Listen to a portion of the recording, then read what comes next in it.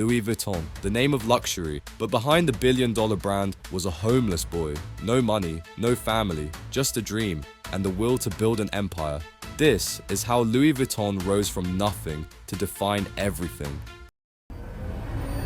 Before Louis Vuitton became the name stamped on luxury handbags and global runways, he was a farm boy, a quiet kid from rural France, knee-deep in mud, not money. He was born in 1821 in a tiny village called untold. His father was a farmer, his mother made hats, and together they lived a life that was simple and brutally hard. France was still recovering from the Napoleonic Wars, the country was poor, and for families like the Vuitton, survival wasn't a choice, it was a daily mission. From sunrise to sunset, Louis worked the fields, he chopped wood, he carried water, he raised animals, he learned what hard work meant, but deep down, he knew he wanted more, much more. Then, tragedy. His mother died, and soon after his father remarried. His new stepmother wasn't the caring type. By every account, she made Louis's life miserable. So at just 13 years old, he made a choice, a bold one. He packed a small bag, a few clothes, maybe some bread, and walked out the door. No goodbyes, no plan, just a single thought. I'm going to Paris. 300 miles. No money, no food, no certainty he'd even make it. He walked for more than 2 years, sleeping in barns, working odd jobs, and following the faint promise of a better life.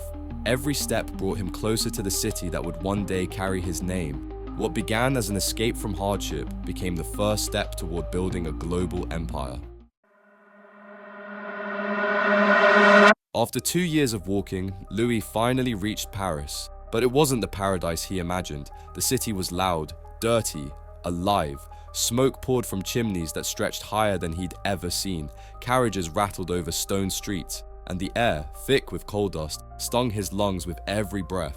For a hungry boy from the countryside, Paris was overwhelming, but it was also a world of opportunity. He took whatever work he could find, sweeping floors, carrying boxes, repairing broken crates, anything that earned him a few coins. And then, one day, fate opened a door.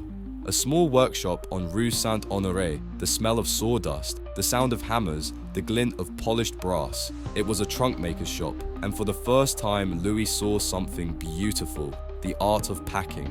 To the rich it was simple luggage, but to him it was elegance, order, perfection.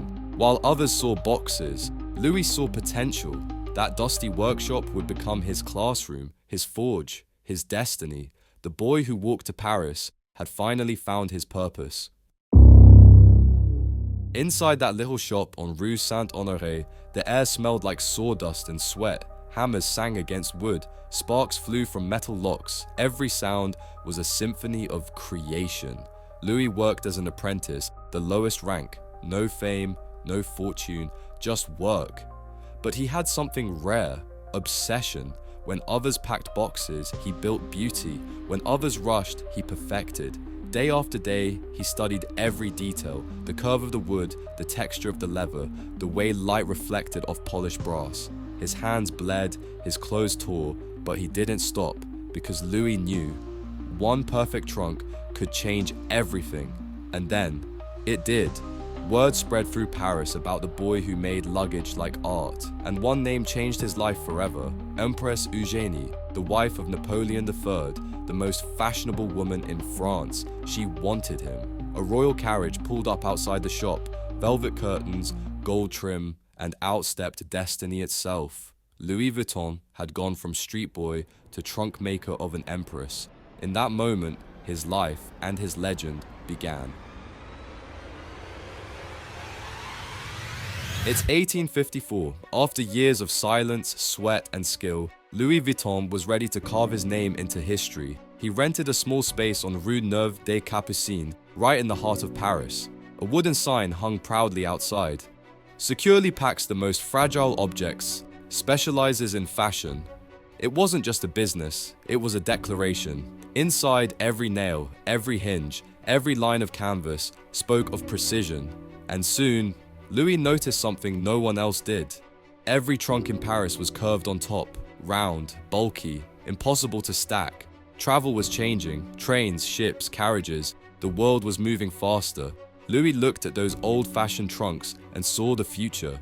He flattened the top, A simple change, that changed everything. Suddenly trunks could stack neatly, travelers could carry more, and style met innovation in a single stroke. The flat-top trunk was born. Paris noticed. Wealthy families wanted one, explorers wanted one, even the royals came calling.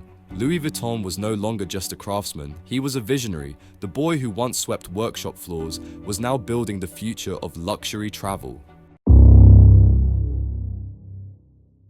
Just as the world began to whisper his name, everything burned. In 1870, war tore through France, soldiers marched, Paris fell, and chaos swallowed the city whole. Louis's workshop, his life's work, was ransacked and destroyed. Tools, gone. Designs, gone. Dreams, turned to ash. The man who had built an empire with his hands was left with nothing in them. Most people would have stopped, given up, faded into history, but not Louis Vuitton. When the smoke cleared, he started again, from zero. He built a new workshop in Asnières, just outside Paris. No grand opening, no applause, just the sound of a hammer, striking wood again. Piece by piece, trunk by trunk, he rebuilt his dream. And this time, his work was smarter, stronger, better. The world came back for him. And soon, the name Louis Vuitton meant more than luxury. It meant resilience. The fire that destroyed everything had only forged him harder. Out of the ruins came reinvention. Louis returned to his workshop with a new fire in his heart. Failure hadn't broken him, it had refined him. He began experimenting again. New materials, new designs, new dreams. He replaced heavy leather with lighter canvas, waterproof, elegant, revolutionary. He painted his trunks with crisp beige and brown stripes, instantly recognizable, instantly desired. Each piece wasn't just luggage anymore, it was art, a masterpiece that could travel the world and survive it.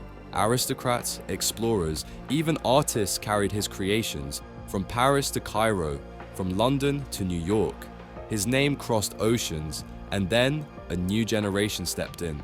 His son, Georges Vuitton, inherited his father's fire, but Georges added something new, a pattern that would protect the brand from imitation and define it forever. The LV monogram, 2 letters, 1 legacy.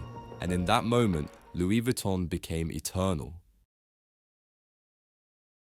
The world was changing. Cars replaced carriages, ships became faster, airplanes conquered the sky, and wherever people traveled, one name followed: Louis Vuitton.